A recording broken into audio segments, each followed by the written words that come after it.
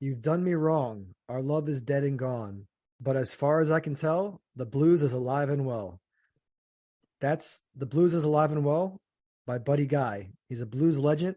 That's from his 2018 self-titled album, The Blues is Alive and Well. Joe Thurman, how are you doing today, buddy? Sean, I am doing really well. It's Friday, um, and I have a different routine outside of here, and I'm starting to get a little more used to that. I'm a little less exhausted this Friday than I was last, and a little less last Friday than I was the Friday before. So, my body's getting used to my new rhythm and my new endeavor and so forth. So that's good. And It's New Year's Eve tomorrow, and you couldn't get me to go out if you paid me. So, but we can get into that later. Um, but I'm doing well, and it's always a pleasure to be here with you, my brother. Yep. I had to remind everyone listening that it's not just Joe, it's Joe Thurman. Joseph Thurman. That is the Yes, man's name. that's nice of you. Thank you. So why did you choose these lyrics? I never heard of Buddy Guy. I know he's apparently a blues legend, but why'd you choose these lyrics? Well, when you tell me you've never heard of him, that's exactly. I'm so glad that you did say that because it's exactly. I mean, I hadn't heard of him. I had never heard of him until someone turned me on to him in the early 90s. But here's what happened. I'm normally living in classic rock when it comes to my lyrics and so forth. And I do love the 70s R&B and soul. You know me, I'm eclectic. I like it all over the place, but I can pretty much live 80% of the time with classic rock and modern rock and R&B and the 70s soul. But I wanted to, because we always say here that, and I worked with kids for a long time, and kids get this notion that, what kind of music do you listen to? Or what kind of music do you listen to? And I used to tell them, dude, listen to a little bit of everything. Don't limit yourself. You're not living life to the fullest if you do that. The same way, if you go out and you speak to only people of your own race or creed or whatever, you're not living the right way. You're not getting the most out of life. I mean, I'm telling you, the greatest joys, some of the greatest joy I have is engaging with people that were different from me religiously, nationality and so forth. So that's that to be eclectic is really important. And I wanted to show that we were eclectic and that we can not only talk it, but we can walk it. So I'm driving down the road yesterday. I'm listening to my typical, you know me, I'm a Stones head. I think the Rolling Stones, I mean, it's just for longevity. And not only longevity, but the best front man in the business. And my God, they're still doing it. And then they lost Charlie Watts. God rest his soul. They lost him last year. But that band is just incredible. And to me, they are the alpha and the omega. I'm listening to a song they did on my playlist driving down the road the other day, and I'm cranking the volumes like crazy. It was Can't You Hear Me Knocking was the name of the song. In that song, Mick Taylor, the guitarist for the Stones at the time, has just a solo in the middle of this song, Can't You Hear Me Knocking? And he's just wailing away. And as he's wailing away, I'm thinking, I wonder what lyrics I'm going to, use for the show. And it just hit me. Oh my, him wailing away on this guitar. I'm thinking there would be no Mick Taylor. There would be no Keith Richards. There would be no Jimmy Page, Eric Clapton, Jeff Beck, all these guys that we idolized growing up and thought, my God, how did they do this? And where did they get these ideas and so forth? There would be none of these guys. All these guys consulted. They consulted the blues legends like Buddy Guy, Muddy Waters, Robert Johnson, B.B. King, of course, and all these guys, these rock and roll guys that we grew up idolizing. As we found out later, sometimes, when you're a kid and you're a teenager, you pick up the book, the rock and roll history book in like the fourth chapter, and the first three chapters is that you don't really, but when you go back and you get a little older and you see, wow. And you see pictures of a young Mick Jagger standing next to Buddy Guy, like with his eyes wide open and this kind of, because these guys could straight up pick that guitar. It was unbelievable. So I said to myself at that point, let me go back because, Buddy Guy does a song called Feels Like Rain that I didn't even mention here. This is from a song called "The Blues is Alive and Well." And the blues sounds like a grammatical error, but I think in this case, it could be the Southern twang, but it could also be when you say the blues. If I said to you, rock and roll is still alive, that sounds right, right? Because I'm using rock and roll as a singular. He's using the blues, even though it ends with an S, the blues as one thing, one concept, one genre. So that genre is still alive. So, to the song, to the lyrics. Okay. So I just wanted you to know what motivated me to swing over and research a little blues. The beginning of the song is really cool. This is the second verse. You've done me wrong. Our love is dead and gone. But as far as I can tell, the blues is alive and well. He goes on to talk about as long as his heart is beating and as long as his lungs are breathing, the blues is alive and well. And what I take from that is as long as he can tell his story, and I think he has a lyric somewhat to that too in the song, as long as he can tell his story, the blues are alive and well because he's living it. He's living the blues. And that's kind of what I like about the blues in general is, yeah, some people can say, well, it's a downer. It's a downer, but life is a series of ups and downs. It's a seesaw ride, and we all experience these things. So why not take some of these things that make us feel a little blue or a little down? Things don't always go our way, and filter them into an art form, a musical form. That's what I like about the blues. That, and really to get back to the guitar, to get back to the electrical guitar, and the pioneers that go unsung. Buddy Guy, B.B. King, Muddy Waters, Robert Johnson, just these guys down in the Mississippi Delta that were tearing it up in the 40s and 50s, even Robert Johnson before then. But it's such a neat story. And I just wanted to show, again, my primary objective, I was spurred on by that Mick Taylor, the Rolling Stones guitarist, in Can't You Hear Me Knocking? It reminded me when I heard him just wailing away on this guitar. It just reminded me of these guys, and that's where we are with it. The lyrics themselves. Yeah, go ahead. I appreciate you sharing how you because we don't just pick these lyrics randomly. We're like, oh, this is cool lyric. They mean something to us, and I appreciate you sharing with our audience the thought process. Sean, sometimes they'll jump out at you. You'll hear a song on the radio when you're going, oh, that's it. Sometimes you don't hear anything and you think, geez, I want to put something on the show. And then you start to think. So sometimes it jumps right out at you, and sometimes you have to contemplate it a little bit. But you're right. Go ahead. And his story is cool. I mean, he learned to play the guitar using a 2-string diddley bow he made. Then he got someone gave him an acoustic guitar. And then he was also before he got really made it in music, he was working as like a janitor at LSU, the college. University.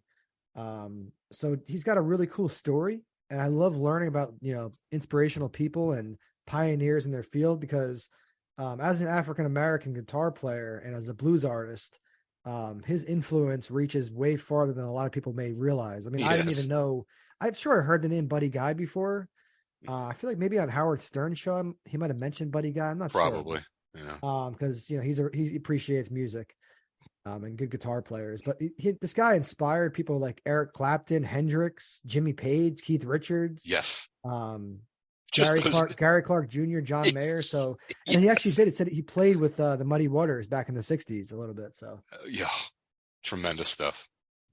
But in terms of just isolating these lyrics, I think they're good lyrics, Mm-hmm. The love is dead and gone, but as far as he can tell, the blues is alive and well. So, his love might be dead and gone with whoever that girl was. Mm-hmm. But now he's got the blues to sing about. Thank you, that girl, because she just gave him a lot of inspiration for a lot of his music. Now the blues it's going to be, it's going to be injected in the music now. What happened in that relationship? Exactly. You got it. Exactly. Like this happened to me and this bummed me out. This is killing me. But you know what? As long as I have that, I can sing about it. So the blues are going to be alive and well because you keep feeding that fire. Because that's really how energy works. Energy is about like turning other energy into your energy and shifting it and things like that. I'm not a physicist by any means, but Right. he's basically turning his pain into something productive, and putting it into his music. So he's deflecting and using that negative energy from that relationship and turning it into something positive, which I just love that concept of people using energy. Well, they say with energy, you can't. Manifesting in life and really, doing something special with the energy and that inspiration. hmm You can't destroy energy. You can only transform it. So, you Exactly. know, yep. So that's a neat thing. That's one of the reasons I really believe there's life after what we call death. We call it death because to us right now it seems like death, right? It may be something tremendous. I mean, you and I've spoken about this before many times, that the moment we take our last breath, the people around us, if we're lucky and fortunate, people around us are upset, they're crying, and oh my God. But the soul that leaves our body might be like, oh, yes, that might be rejoicing. Like this is the best thing ever. I'm free. Like, oh, that kind of, so I mean, that really could be because, we are energy, so you can't destroy us. The energy in us can only be transformed. And how is it transformed? What does it look like? Where does it go? These are the questions that, we did one show on deep thoughts, but I mean, that's all real stuff. There are books written about this kind of thing. I mean, Yeah, it's just wild that energy can't be created nor destroyed. Yep. Only Only, transformed. only converted, really. So it's just, Yeah. we're not physicists or scientists on the show. We're just, two No, guys doing a show. But nor do we have to be to speak in basic concepts, right? I yeah, don't have to have a degree in theology to give you my sentiments about Jesus Christ, because I've read enough about him. All right. And I've watched enough things about him to make intelligent comments about it. I don't have to have a degree from Columbia Bible College to speak about him. Okay. So that's that's just an example. I don't have to hang around with the owner of the Philadelphia 76ers to make some basic observations about the basketball team. So, but that's the first thing. yeah, You don't have to do those things but yeah. go ahead. And I guess transitioning from the opening lyrics, rest in peace, Pelé. Mm, Probably the greatest soccer player ever in history. He was Brazilian. I think he lived till 82 years old. He's a legend. I mean, he scored. Look at his numbers. He scored almost a goal a game on average. yeah. So and he played like a ton of games. I think he probably played over close to 2,000 games. I'm guessing, or maybe more. I don't know. He's got a shit ton of goals, but it was He's just the, mhm. it was just tragic to hear that he died because 82. We talk about the average age of death and things like that. 82. We talked about how Franco Harris 72 is kind of young. 82 is also kind of young Yeah. too. So In this day and age, it is. Um, my Pele memory. Well, there's lots of them. There are lots of them. But when I was a little kid, I'm coming back to 10 years old, 1974-ish, played some soccer in grade school and really liked the game. So the township had a team. We had a pretty good team. And I signed up for the township team and was playing. And one other player, a friend of mine, Brian, his father, was telling us about this guy. Now, this is before cable TV. This is before Sports Center. This is before all this stuff. But he said Pelé. And they're like, who's Pelé? And then he spelled it P-E-L-E. And he says, this guy is the best soccer player in the world. And he can do this and he can do that. And I like, he's explaining the bicycle kick and everything else. And we were like, wow. And I remember seeing little things of him on the news here and there. And then I saw one night, I was 10 years old. It was a Friday night, so Dad let me stay up. And my older brother was watching me, but I wanted to see they were going to have a segment on Pelé on this Tom Snyder. It was called Good Morning America, and it ran from 11:30 at night till 1 a.m. So an hour and a half. But after I saw my little segment on Pelé, I was to go hit the rack. Well, I sat there watching the whole doggone thing, and then finally they did the last 10 minutes of the show. They got that segment in, but I was okay. I got to see, because of a while there I was thinking, oh geez, they didn't forget, did they? But I got to see at 10 minutes to 1. I got to see the 10-minute segment on on my hero at that time, which was, you're 10 years old, but Pelé. And then he played for the New York Cosmos, I think, for a while. Yeah, like But yeah, his post career, like there was a U.S. Soccer league. I think it was like North American Soccer League or something like that. They got a bunch of like international superstars, like Pele. I think they might have got Maradona too. I don't know. Giorgio, I think Giorgio They or got they something. got like a bunch of these big names. Yeah. But yeah, he was in that. He was in the Cosmos. But that's how a lot of Americans probably knew him, or the first was probably hearing about him because he won. He's the only player in history to win 3 World Cups. He won three Yeah. World Cups. And another cool thing about him is his name, because his name's not actually Pele. It's a Oh, it's long long. Yeah, a long it's name. But part of the name, the first part is Edson, and that Edson, he was actually named after Thomas. He was named after an American, Thomas Edison. So that's a pretty cool thing I just that's learned. pretty cool. And basically, for the people They just outside of removed the the thing, I. They removed the I. They called him Edson, but it was an inspiration of Edison, Thomas Edison. right? But for people outside the thing and really don't understand, he was the Babe Ruth. He was the Yeah, Babe he Ruth of is soccer. absolutely. Yep, Um, dude, and he will be missed. and he was one of those players that he was adept with both feet. Because in soccer, because I'm a lifelong soccer player. I played some college soccer too. Um, and using both feet is not easy. Using No, both feet is required to be a high level player, and he was adept with both feet. It doesn't yeah, matter because the defenders try to push you on your weak foot. Oh, this guy's righty. I'll push him, so he has to shoot with his left foot, and then vice versa. right. Whereas you're guarding Pele, and the defender is like kind of screwed. It's like this guy's just so much better because he's a lot of big time soccer players. Like we talked about a couple episodes of Lionel Messi, who just won his first World Cup. Um, they're anticipating what the defense is doing and what the players around them are doing before it happens. They're constantly thinking and anticipating what's going to happen next. So the combination of his skill, his God given skill, the ability to use 2 feet, the work ethic, anticipating what others going to do, just led to a prolific career. Yeah, and in other countries, there's just a lot of because it's their game and they're so good. It also reminds me of that same team a couple of years later, my township team, and we were look, we were good in our league. We were really good. But one of our coaches knew somebody from North Jersey, and they got this team, a bunch of Ukrainian kids, and they came down to play us. And I'm going to tell you something. They kicked our ass. They did. They kicked our ass left and right because this was their main sport from their country, and they lived it. And we thought we were good, and we were good for American boys in a normal American town, and we play 4 sports a year and so forth. And we were like 17-3 one year or something like that. We were good. But they came down and they humbled us. It's that old saying, there are 2 types of people in this world, those who are humble and those who will be. And they came down and we ate some humble pie that day. We couldn't believe how good these kids were. But Yeah, I yeah. digress. Every town's always different, but I played travel soccer for most of my youth, and Mm-hmm. there was just some high level players in different towns. But what happens was these super clubs started being created, these training academies.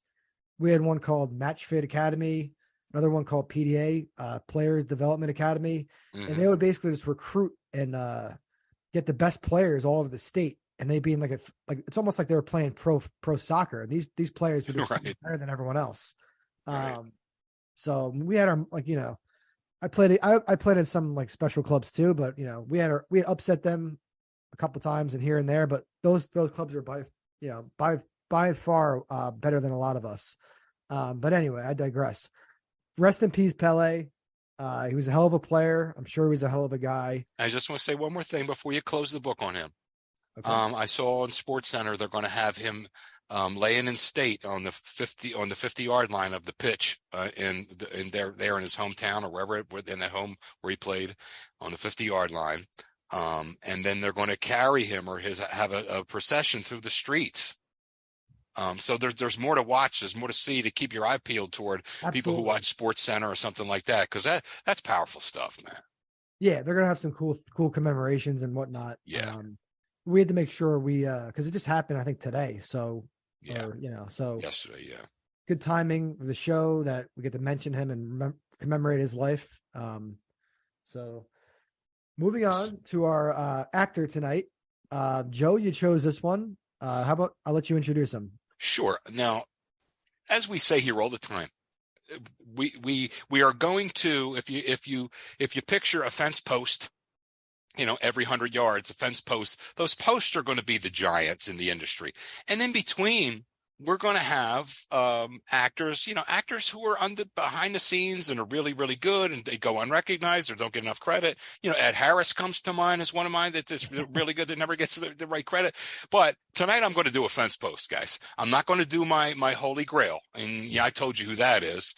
I'm not going to do that one for a while. I'm going to pick a special time to do that one, and I may have to go 7 deep to get his. But this is a giant, Mr. Denzel Washington. I mean, what can you say? I have a top 5 here. And again, top 5s are subjective, right? Denzel, you could have your top 5 and someone else could have their top 5.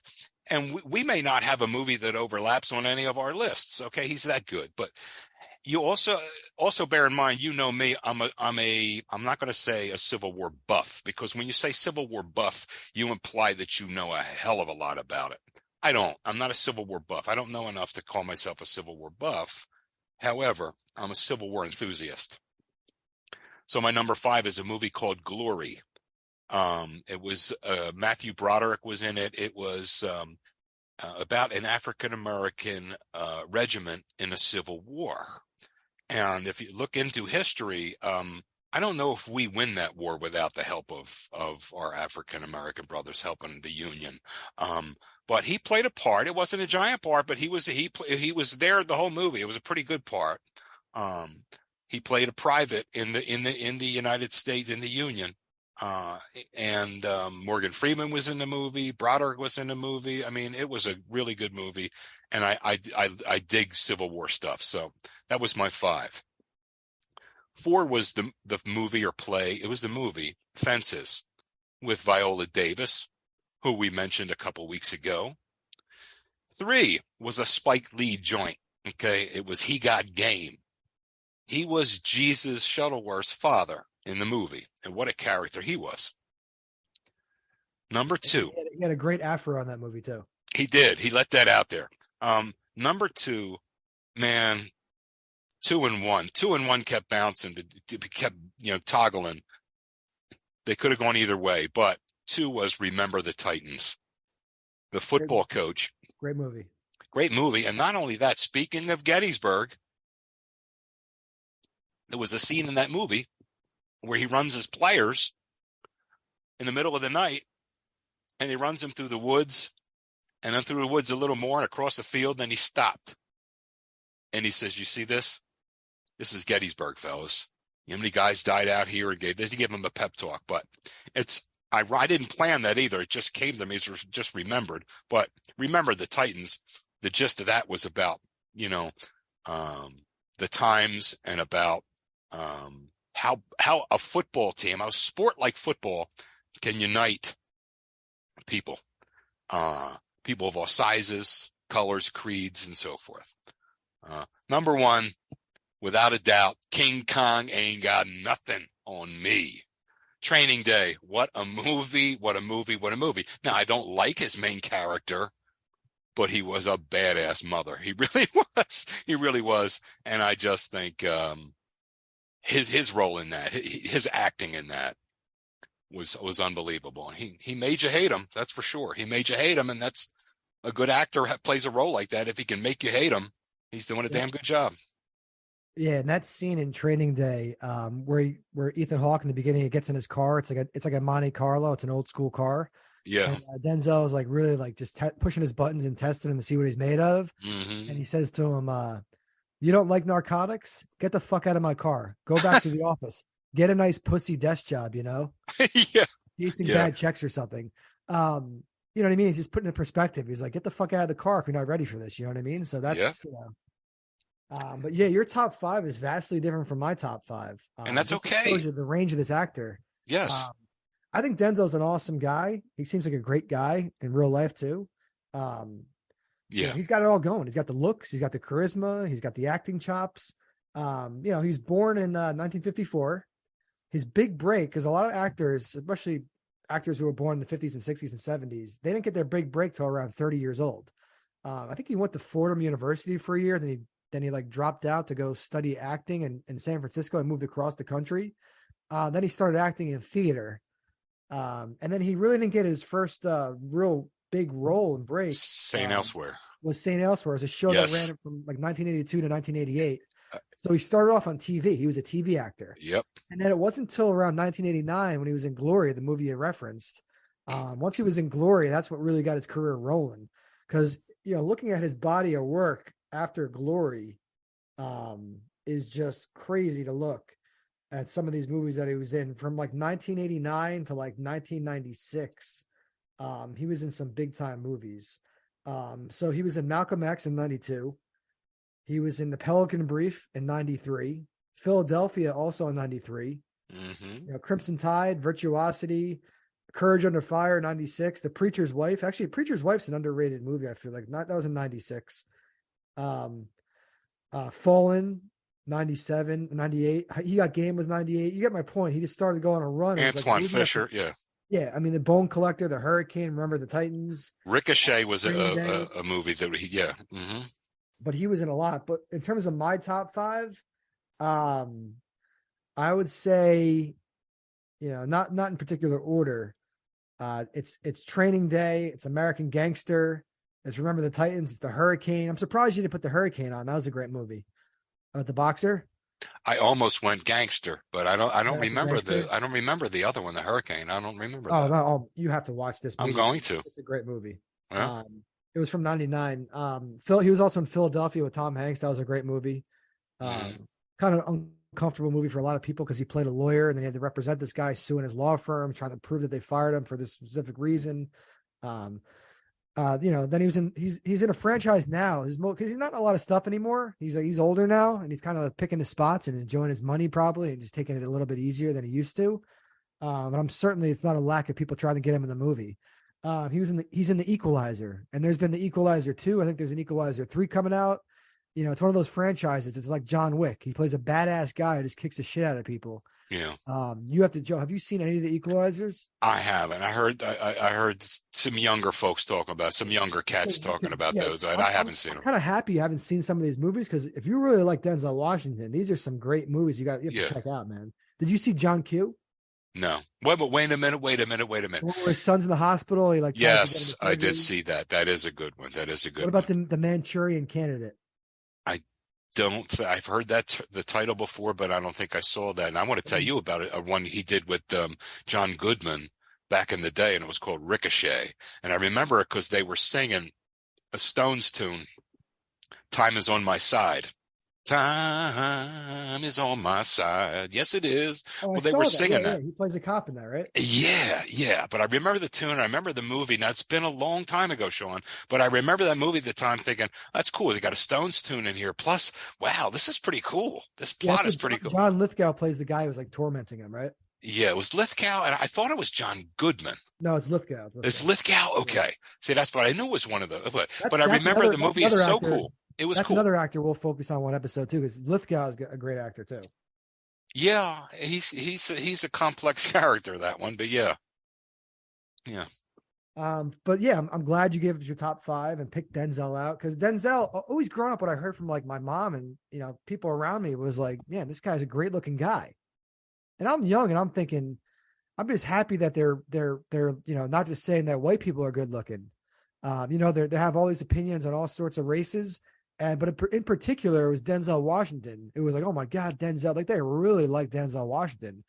The woman really just flock over the guy because his looks, but he's just a phenomenal actor. And what is it about Denzel Washington, his acting skills that really stands out to you, Joe? Like, do you think like he's able to take on like any role and really convince you? The way he like accentuates his words and his body language in combination with the script that leads to a real believable character. Sean, if I were to make a list of things with these actors, all of them, actors, actresses, people who act, the boxes to be checked, like that impress me. I think the biggest thing, and I say this all the time, but it's not a real difficult equation. It's, are you pretty versatile? Or can you, are you a one-trick pony, or can you do several things? He could do several things. Do you have screen presence? This cat has presence. When he's in the room, you know it. When he's on the screen, you know it. He's just got the presence, whatever it Exactly. is. Presence is because they say you're either And a then star, longevity, but go ahead. you're either a star or you aren't. Yeah. This dude's And a then it's star. longevity after that. Yeah. But Yeah, that's so it. he's an awesome actor. Glad he's still alive. I don't want to be doing an episode in the in the near future where we're like commemorating Denzel Washington's life. I'm hopefully, the man No, stays it's alive. kind of early for that, I hope. Well, because all these guys are dying. Like Franco Harris was 72. I don't know, Pele's 82, but Denzel, he was born in 54, so he's not that old, but he's in that age range where you never know if suddenly something could happen. Yeah, getting a little long in the tooth. Hopefully he's like Clint Eastwood. He can just live till he's 90s and keep doing his thing acting wise, Yeah, yeah. Is Clint still alive? Yeah, Eastwood's still alive for sure. Wow, that's He's fantastic. still doing his thing in Hollywood, his own Hollywood production company. When I was in New Orleans, actually, one of my Uber drivers said he like drives for like Nick Cage and Clint Eastwood. He was like telling us some interesting stories and whatnot, but he said Clint Eastwood's a really great guy. It's cool. The last I saw of Clint Eastwood was that movie called El Camino. That was pretty cool, man. It was okay. It was all right. Yeah. Not bad. We both digress over here. Denzel, keep up the good work.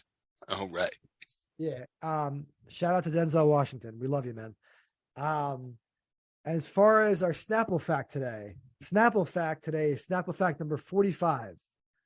Yes, elephants are capable of swimming 20 miles per day. And one of the reasons that they can do that is because they can swim completely submerged underwater and use their trunks as like snorkels. So the snorkels can stay above water while they're underwater. And they swim, they can swim up to, at least 20 miles per day they're capable of. And they're these huge, magnificent animals. Yeah.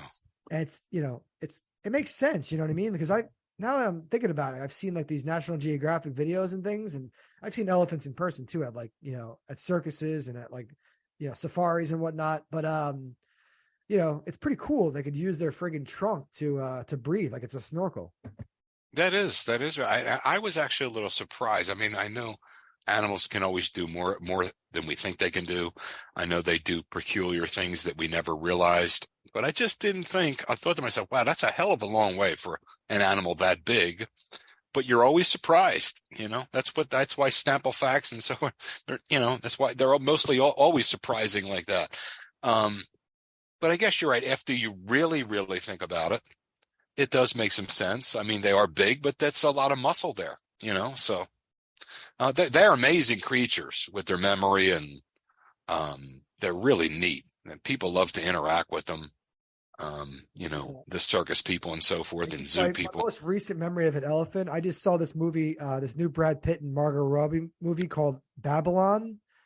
It was a 3-hour movie. It wasn't like the greatest movie. It was like, a little bit longer than it should have been. And the first half was better than the second half, but I digress on that. But there's a scene in the very beginning of the movie where they're trying to get an elephant to like this giant mansion, but the mansion happens to be up like in the middle of the desert, up a long hill.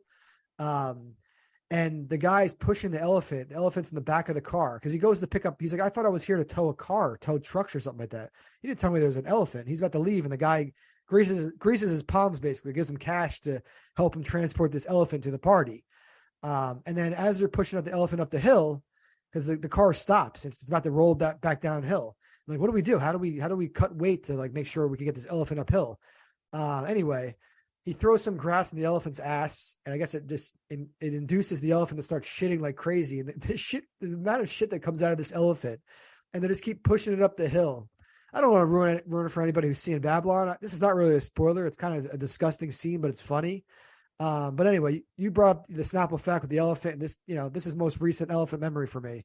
You just see this guy completely getting shit on by an elephant while he's pushing this car with the elephant in the back up a hill. That's a rough deal. Yeah, so that was interesting. But it worked out. The elephant got to where it needed to go. But I digress. No problem. Shit happens. This week, current event, because it's the end of the year. This is the last episode of 2022. I want to talk a little bit about. I saw an article, New York Times. A man was sentenced to 16 years in prison for plotting to kidnap Michigan's governor. I believe her is Whitmer, Michelle Whitmer, I believe her name is. Yeah. And I'm just happy that he was, he's finally like sentenced to, prison. 16 years doesn't sound like a ton of time for a guy who like plotted to kidnap a governor. But this stuff is popping up all over the news. It's like these people they're getting really like these citizens, because it happened on January 6th with the riots and the Capitol Hill thing. That I'm not going to talk about that because that's really political. But these people, they have these strong political views, and they get so crazy. And I guess they have too much time on their hands. This guy was an unemployed vacuum repairman. He was living in like the basement of like a vacuum shop, and I guess he just had too much time to think. Idle minds make you do crazy things. I guess there's a quote like that, right? It's idle minds or something like that. Well, you get a guy like this too, who's very susceptible to indoctrination.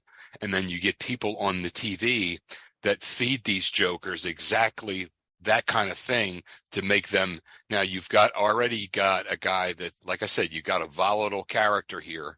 So now you've got a TV network feeding them information that's going to send them ass over heels.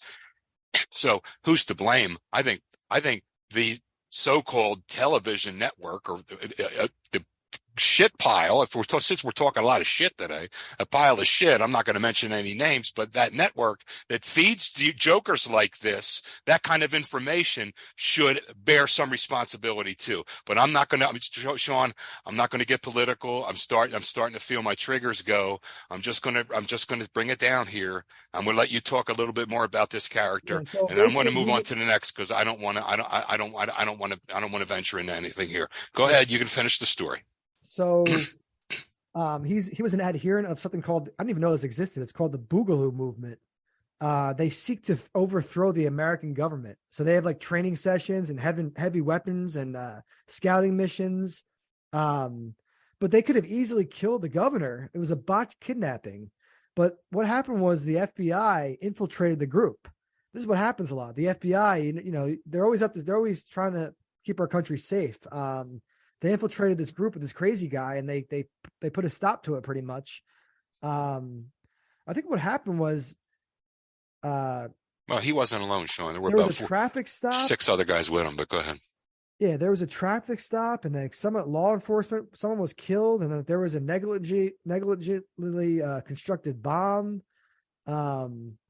But yeah, I mean, just this guy, the idea of this citizen, having these weapons and planning this big thing to overthrow the government and all those people out there like that. It's like, Jesus. That's scary to know that there's all these people out there. It's like, they can't enjoy their lives. They can't just enjoy some podcasts and some movies and some music besides the stress from work. Because a lot of these people are unemployed and they don't have a direction in life. And they somehow think that the government is so bad. Well, that's not somehow. They're being fed this bullshit, like I told you, but that's okay. I've said enough. We can't just blame it on like a network TV. You can blame a lot of it on it, brother. You can blame a lot of it on it, brother, because these turkeys look up to they think they're watching real stuff, but they don't know they're being had. But go ahead. Yeah, I'm just happy. What's the next? That's good. I'm happy that had a little chance of success because law enforcement infiltrated the group. And 16 years to me doesn't sound like a lot. His lawyer's trying to use the defense that he's just a guy who's just talking a lot of big game. He's not really dangerous. He has no previous criminal record. Therefore, he shouldn't be in jail for life. But I don't know, 16 years, because if he's in jail stewing for 16 years and he's not like rehabilitating himself, when he gets out of jail, is he still going to be as like angry? He's going to want to do even more violence, I don't know. It's a slippery slope when you do 2 long sentences, but also it's a slippery slope when you do 2 shorter sentences and you set a bad precedent. But this actually reminded me of another article that I read a couple months ago in the New York Times. It's happening all over the world. It's not just America. There's a guy in Germany. He believes he has like some royal bloodlines. He believes he's part of the long lost Reich. He calls himself Prince Heinrich the 13th. He was a ringleader of a plan to overthrow the German government because they're nostalgic for their imperial past. They want the pre-19. They want to restore Germany to the pre-19 German Empire. when they reigned over Eastern Germany. So basically, the conspiracy theory gained momentum in far right circles. They're saying the post-war republic in Germany is not a sovereign country. They call themselves the Reichsbürger, citizens of the Reich, but it parallels to what I just read about this Joker in America, because it just happens all over the world. There's people out there who just have too much time on their hands, and sometimes they have too much money and too much resources to play with, because it could happen that it could be people who have tons of money or are affluent, because there's all different podcasts and stories about this where people doing stuff with their money and their resources, but they're trying to do dangerous things. But I digress. It's another day. But anyway, This guy in Germany, they had anti-Semitic tendencies. They're interested in conspiracy theories. There's a lot of these people, they're bored. They're anti-Semitic, or they're racist, or they hate a certain group of people. And they believe in conspiracy theories, even though conspiracy theories are just what they are. They're conspiracy theories. There's usually just conspiracies, and there's no really rhyme or reason to it. But they start to believe these things. And as you said, they start to watch these different news networks and consume their news from different newspapers. And it gets a little bit crazy. And they somehow organize other like-minded people like them, and they try to like overthrow governments. And it's like, thank God that we have all these like special agencies like the CIA and the FBI doing their thing to protect us, because politicians, you might not like all politicians and what they stand for and what side they're on, but their life shouldn't be in danger. You know what I mean? So I agree. I just, I'm gonna, you know me, so I'm gonna go real gingerly here and just say that, I could just tell you that, I saw, Sean, this is a true story. You can investigate this if you want. One guy drove halfway across the country to get to DC and to a certain pizzeria because he saw with some group. I forget what the name of that group is. There's some kind of a weird, it's a letter and a number. I don't forget what it was, but it's nothing but these asinine, idiotic stories. And he drove halfway across the country to get to a pizza shop in Washington, D.C. because this website and these people were telling him that Hillary Clinton, in the basement of this pizza shop, I heard about that, was abusing kids and doing this and doing that, eating babies I mean, it's unconscionable. You got to be telling me, like, you're kidding me, right? You're absolutely kidding. No. And this poor, look, this stupid, really, this poor stupid bastard believed a lot of what was being sold to him through these certain networks and certain groups and he was for real. And he thought he was doing the right thing. He thought he was going there to save kids. I can't blame him for going there and wanting to save kids. But the problem was the premise was all screwed up, and the premise was wrong, and the premise was just, look, you can think what you want about Hillary Clinton. Do you think she's killing babies? I mean, what in the name of God? Is she doing it in a pizzeria? Like, that's the other thing that and the basement of the pizzeria, more or less. Yeah, that kind of a thing. So, I mean, QAnon, or I don't know what the hell, something like that. Yeah. Some kind of a lot of these people, they meet online. So there's like dangerous websites like Reddit. People think Reddit could be dangerous, but Reddit's pretty much moderated and it's very under control. But then there's websites like 4chan. I believe it's a Japanese guy who like runs it or owns it. And 4chan basically like has like a bunch of like crazy people, conspiracy theory people who congregate and get together and try to like do like a lot of like violence and do dangerous things and kill people. And but once these like-minded people get together, they're only increasing the beliefs of each other. They're only bolstering the beliefs of each other. They're like, oh, you believe that too? Then if you believe it, then I believe it. And then, you're probably right. And like, they're just, next thing you know, it's like their own insulated world, and they can't see straight. They can't think objectively, and it gets really dangerous. And I guess they don't care about their lives that much, to the point where they think it's more, their lives don't matter. They're willing to sacrifice their life and possibly go to jail or die to carry out their goal and agenda. But I'm just glad that I don't operate in these dark shadows and dark corners of the internet and the world. And I just read about the news stories about when the government or people stop these bad things from happening, because there's a lot of angry people out there. And, I'm happy that Joe and I, we're Joe Thurman, and we're just doing our podcast, and it's really lighthearted, and it's very, a lot of topics that aren't very that serious, except when we get to like a current event, maybe we'll start getting a little bit more serious, or we're talking a little bit about our spiritual beliefs and religion, which is not that serious, but it's just something we believe in. Well, Sean, I mean, let's talk But about it very briefly. If we're going to do this, we got to address the 800-pound gorilla in the room. How in the world those people that stormed the Capitol that day, how in the name of God did that many people how did that many people absorb and believe the false information that they did to the extent that they were going to raid the Capitol, and for them to be literally feet from some of our lawmakers, and I don't care if they're Republicans or Democrats or independents, to have people like that go in and do the things they did. I'm telling you, I was never more sick to my stomach in my life about anything that I saw, because really,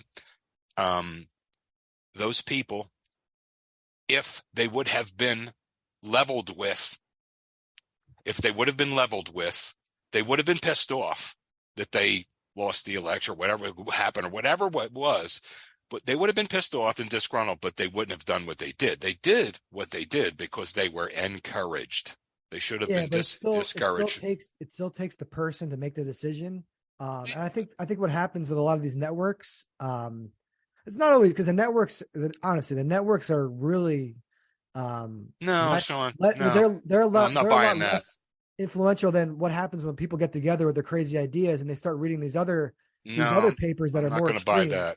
Those networks are tremendously influential, and those QAnon or those websites, they're tremendously influential. QAnon, and these guys, the websites are, but these guys are susceptible to that, because these guys are real. Most of them were very, very but that's susceptible to indoctrination. Let's just put it nicely. That happens on both sides, though. I mean, that happens on both sides. I don't really watch. Well, I think to draw a false comparison, or like what you're doing is you're trying to draw a false equivalency, and really that's a lot of horse shit, to be honest. Just between me, you, and a lamppost to say, well, you do it and we do it. No. I'm going to tell you something. There was one side predominantly that was involved in storming the Capitol, and I'm going to tell you something. Well, I better dial this down, because I'm really going to go thermo, and I don't want to do it. Sean, what we can say about this whole thing is, what you and I can say about this, and this is live.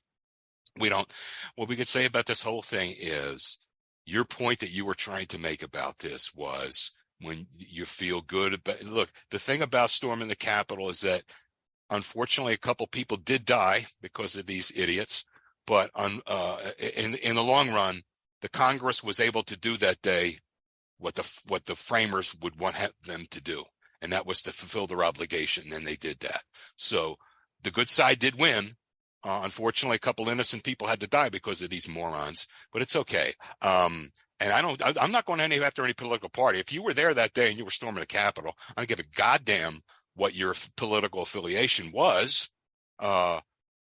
You were in that group, and you were wrong if you did that. People could do dangerous things when their brains and their minds think that they're being led in a certain direction. They feel like they're going to make some impact, because I don't know. Thank you. That's what I was saying. They're being led in a certain direction. My point is, these networks do have a lot of influence, and the people. But I don't think the people who work for the networks are the talking heads, like the Anderson Cooper, the Tucker Carlsons, those people. I don't think they're consciously.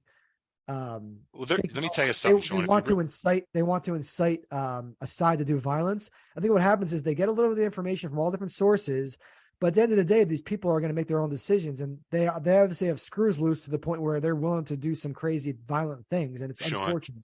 I've heard people speak, that the people that knew Tucker Carlson before he got involved with certain networks, that knew Sean Hannity before he got involved, and said they were nothing like that when they knew them.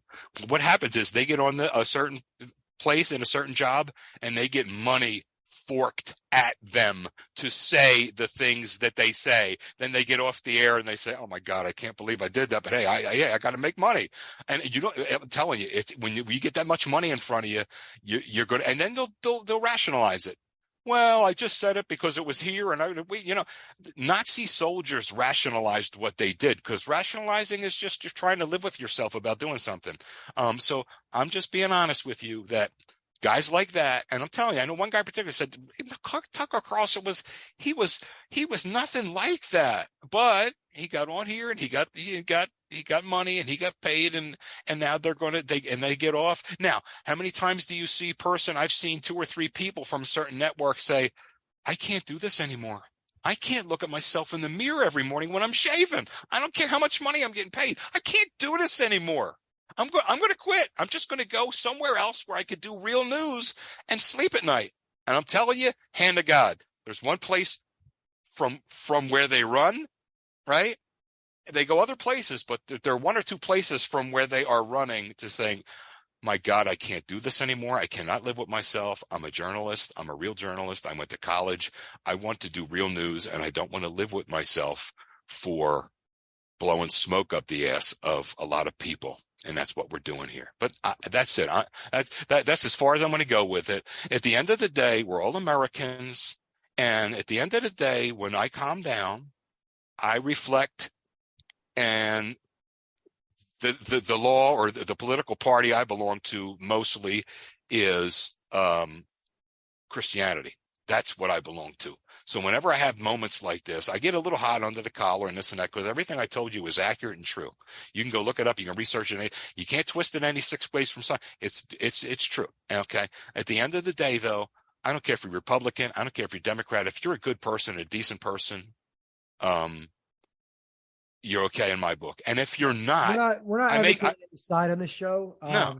And if you're not a decent person, I'm going to pray for you that you eventually become one. All right. That's all. Become what? That you eventually, not you. I'm saying if you're a good person, I don't care if you're Democrat or Republican, I got thumbs up for you. And if you're not, I don't care. I'm going to pray that you become one. Yeah. A decent person. We want to keep this light in the podcast. Yeah. That's all. So that got a little bit, out of hand. Hey, it's live. It's live TV, baby, yeah. Or in this case, live podcast. I just wanted to shed light that there's some crazy people out there who get together and they try to, kill governors, kidnap governors. Yeah. They try to overthrow governments. And I apologize for getting passionate, but that's the way it goes. Whatever your opinions are, the political sides, that's your own personal thing. Yeah. But I do agree with the talking heads on a lot of these stations. They view it as like WWE, like professional wrestling. They view it as like they're just putting on a show, and they don't really hate each other that much as they're portraying on TV, but it has to be entertaining. Right. They're putting on a show. They're putting on but they know they're doing a bunch of bullshit, but they just do it because they're getting paid and that's their job. There's an old quote in journalism. It's called, if it bleeds, it leads.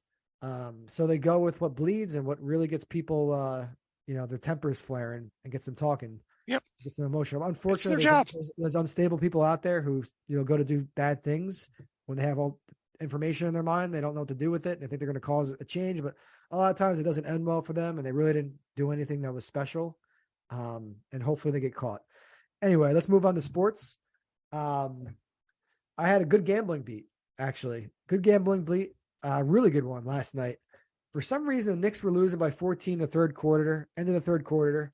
RJ Barrett wasn't playing. Jalen Brunson wasn't playing. They were playing the Spurs. It was in Texas. It's in San Antonio. But I'm thinking to myself, why not just throw like a bet? For some reason, I did a way larger bet than I usually do. I put $50 on the Knicks at plus 8.5, meaning that they had to win or lose by less than 8 points, because at plus 8.5, I'm adding 8.5 points to it. And throughout the whole fourth quarter, they were down by like double digits. They were down by 14, I think 16 at one point. And I'm thinking, what a dumb bet. Why would I bet $50? Because I get so frustrated with these parlays where you try to win this big money and you're putting together all these parlays. Like, this guy's to score a touchdown. This guy's to score a touchdown. There's like 7 legs in the parlay and your odds are so ridiculous, but you win so much more money. So I'm thinking I have a 50% chance to turn this $50 into like, to win like $45 pretty much, almost to double my money. So I made that bet. Then I was regretting it. And then it was like the last minute of the game. The Knicks are just fouling. There's no chance to win.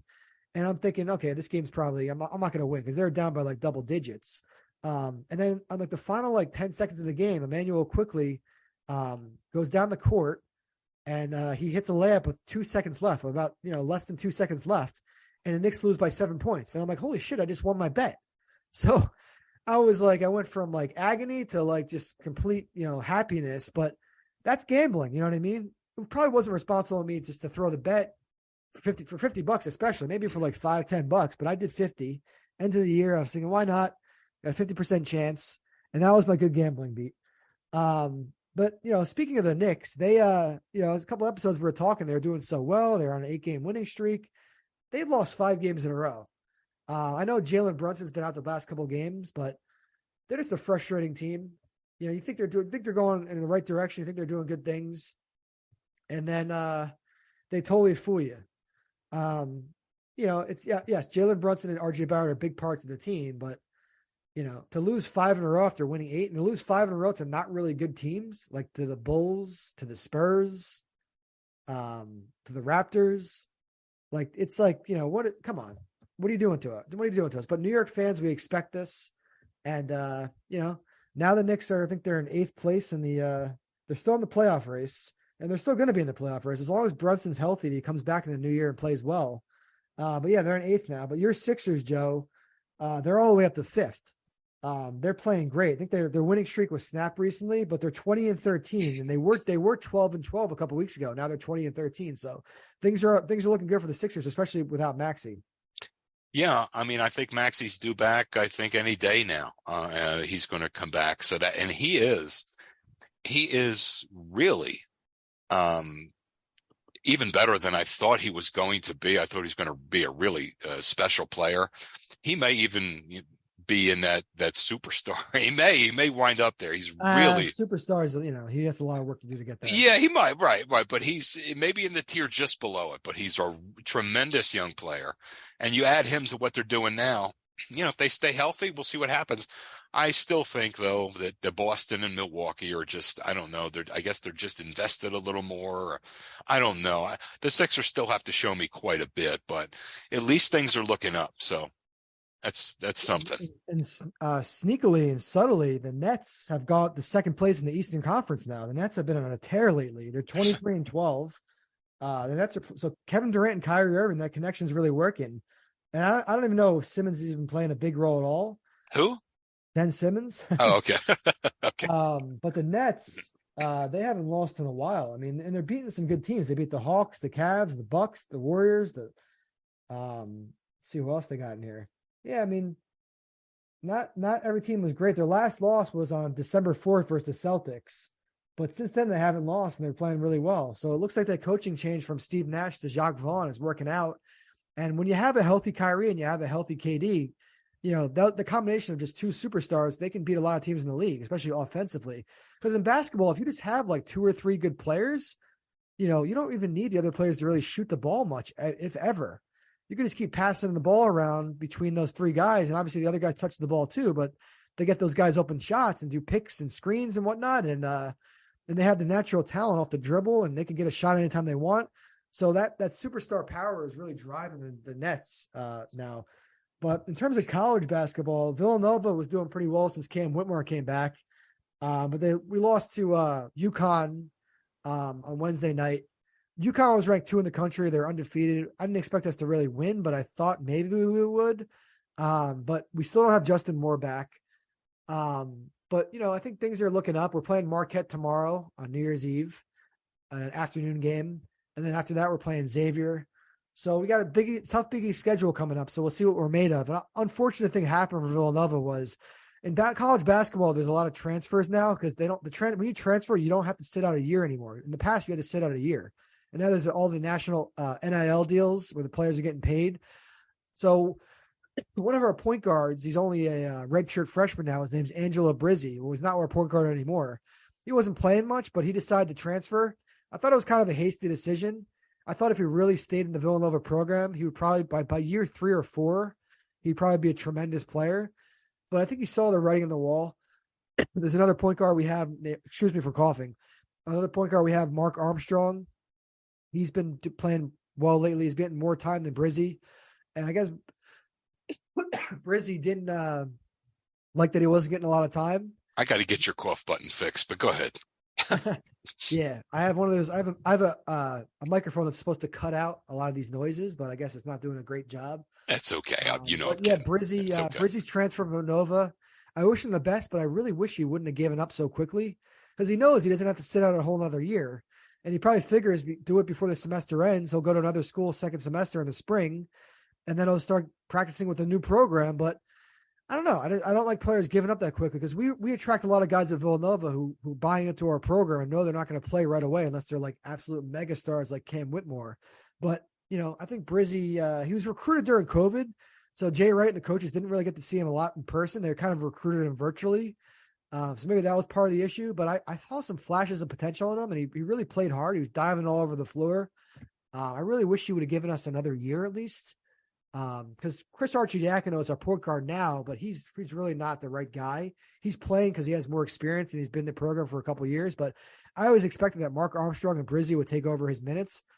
But I guess Brizzy also sees Justin Moore coming back. And, excuse me, I cough. I got to take a sip of water here. But, yeah, so best wishes to Angelo Brizzy. I wish he wouldn't have left our program, but we always say once a Wildcat, always a Wildcat. So best wishes to him. As far as NFL goes, the Cowboys played last night. They beat the Titans. It was on Amazon Prime. I was excited to watch the game. I went to a local bar because they had $22 lobsters. You got a $22 lobster, get a 1.5 pound lobster, corn on the cob, and fries for $22 every Thursday. I'm like, why not try it out?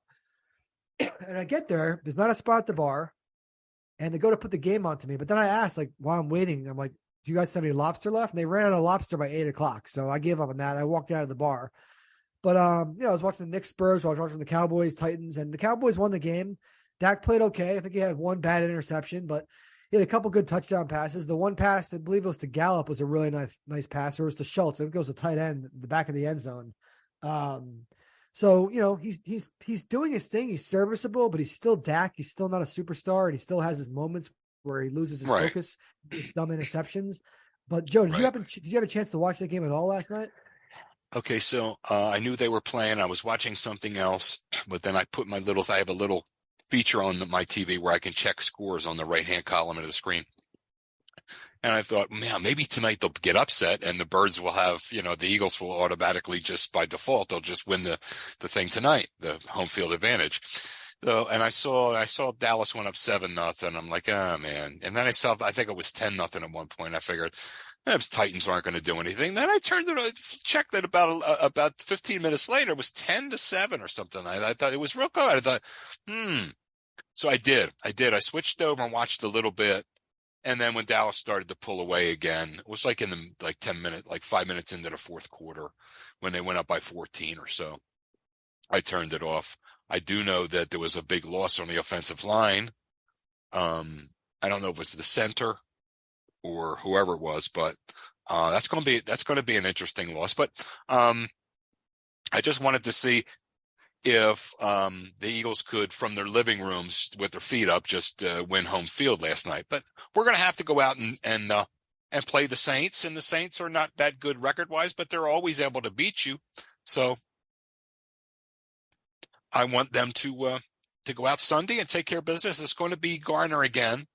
But Gardner Minshew, actually, he played well enough last week. He played well enough last week for them to win. They can't look. I don't care who you are. You can't give the other team 4 turnovers, especially a good football team. And that's what the Eagles did last week. All that being said, they had a chance to win the game with a minute left, which is incredible in and of itself. This week, take care of the football, take care of the Saints, take care of home field. Yeah, it looks like you guys are facing a really tremendous quarterback in Andy Dalton. So, yeah.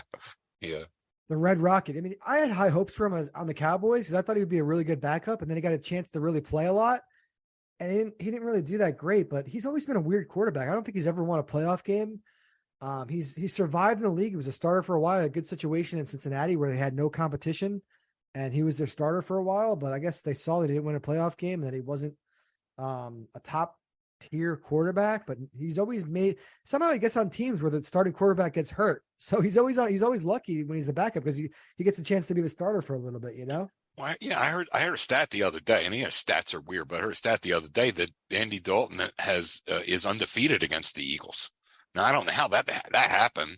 I really don't, but Now maybe it's 3-0 or 2-0. I don't, but I forget what it is. But listen, I don't want to be in a situation where we'll have to beat the Giants next week. Let's get it done. And I think every man on that roster is looking at that Dallas game thinking, how in the name of God did we let this slip away? We should have had it right there. There were moments in that game where it was like, okay, here it is. And they dropped the ball, they literally and figuratively. They had their chances and they blew it. But I think they want that extra week off too. So Sunday's extremely important. And honestly, I feel really, really, really good about the Eagles this week. If you guys happen to lose, because you guys are favored by 5.5 points, you're at home, you should win. But if you guys happen to lose Sunday, are you nervous about that last game? Isn't the last game? Who's the last game versus? It's against the Giants, and it's a division rival. And you don't think that if the Cowboys went out and the Eagles lose, also the Cowboys steal the division, that would not mess you guys up for the playoffs? You guys wouldn't be thrown off by that? Oh, that would be very disturbing. That would be very, very disturbing, because it's not only division, it's home field, and and only that top seed gets a bye. So yeah. Now when I exhale and calm down, the likelihood that we lose out and you win out is going to be pretty low, the likelihood. So the Saints, we're going to respect the hell out of them, but we're going to come out here and take care of business. And like I said last week, barring any crazy shit or fumbles or anything like giveaways and things like that, you give even a bad team four turnover. You give a good team like Dallas four turnovers, and you're still in the game with a minute left. Only a strong team can do that, right? Now, what happens if you don't give it away 4 times? Of course, yeah, it's what I thought last week was that they would have won in Dallas, and they would have if they didn't do that, but they did. So this week, take care of the football, play your ball, get after the quarterback, okay, get after his ass. And run the ball, do the thing, play Eagles football, and we're going to win this thing. Because every man on that roster knows they don't want that last game to have to mean anything. So, yeah, I think just going around the NFL, I think the best games this week is Dolphins Patriots, because the AFC East is kind of like, those two teams are fighting to make the playoffs.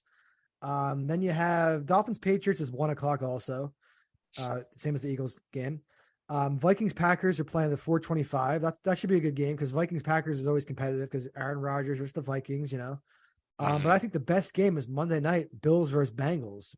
Burrow versus Allen on Monday night. That's going to be nice. That's a good game. Yeah, that's a good game. They haven't really had these primetime games. I know they try to schedule like matchups and whatnot, but a lot of these primetime games are fucking awful. I'm telling you, it's like, who's playing? Are you serious? Jesus, you know what? There's the reruns of Gilligan's Island somewhere or some shit I can watch. It's like, it's unbelievable with some of these games. It's like, I don't give a rat's ass whether the Rams beat the Saints or something like. I don't give a damn. What the hell do I care? Yeah, and the thing about the games only being on Amazon Prime, it kind of hurts bars, because I walked into that bar last night and it's crowded. Everyone's eating at the bar and stuff. And there's college basketball on. There's other, there's college football on. And I had to literally ask, I'm like, because I called earlier to confirm that they had the Cowboys game because it's on Amazon Prime. And the bartender was confused. They're like, oh, we don't know. We got to get someone to set it up. And so they were scrambling to get it set up. And I'm like, man, it's a Thursday night NFL game. The NFL is kind of king of everything. So for them to have to, jump through all these hoops to get that Amazon Prime game streaming in the bar, that's like, that's another negative about it being on Prime, exclusively. So the only thing I don't like about Prime, because I have it, you got to keep switching from cable to Prime, right? It's Prime. It's like, you have to go into the Prime app and click on the Prime game. And I'm not complaining about the Prime stream. It has those extra features and stats and all this other stuff. And Al Michaels is cool and Herb Street's cool, but I don't like the idea of like switching back in, because I wanted to watch the Knicks Spurs game last night. Exactly. I have League Pass, and my League Pass subscription's on the NBA app. So I had to like watch the Knicks Spurs on my phone and then the Cowboys on the TV. And it's like, it's too much of this, separate app type stuff, because I cut the cord. I don't have a cable box. I have YouTube TV. So I got YouTube TV. Then I have NBA app for the NBA games, because I don't have the NBA app through the YouTube TV. Then I have the Amazon Prime separately, so I'm clicking on a million different things and trying to multitask. It's like, what the hell's going on? Well, I have cable, but I have the Amazon Prime channel, network, whatever. But when I go into it, it says you're entering a third party type thing, and you go out there and you want to toggle between that and something else, and you can't. Once you're out there, you're kind of stuck out there, So I mean, you could leave, but then it's an arduous thing to get back into it again. You can't just toggle back and forth. So that's what bothers me. Now, if it's a game I really want to watch, I'm locked in, so I don't care. But if it's a game I'm kind of blasé about, I'll check in and check back out. So that's why, like last night, I didn't even check in until it got interesting. I checked in, and once I knew that, okay, this upset that I wanted, it's not going to. Derrick Henry wasn't even playing, Yeah, and the quarterback Tannehill wasn't playing. Not even Malik Willis. They had exactly. They had, like, this guy. The guy, he's a journeyman. He's been in the league for a while, but you want this. You tune in for your star players. Yeah, but it is what it is, and we'll see what happens. It's going to be an interesting stretch down here. I'm concerned about the San Francisco 49ers because that's a sleeping beast right there. We'll get into it next episode. We'll get into it next episode. We're going to wrap up sports here in the episode. Yeah. Joe, you have any last words? May old acquaintance be forgot. Yeah, you always pull these phrases out of thin air, and I'm always like, how does he do that? But glad everyone's listening. All the links to our social media is in the description. And just the last episode of the year. I hope everyone had a fantastic year. I'm glad people are tuning into our show. And I think 2023 is going to be even better. Take care, everyone. Bye-bye.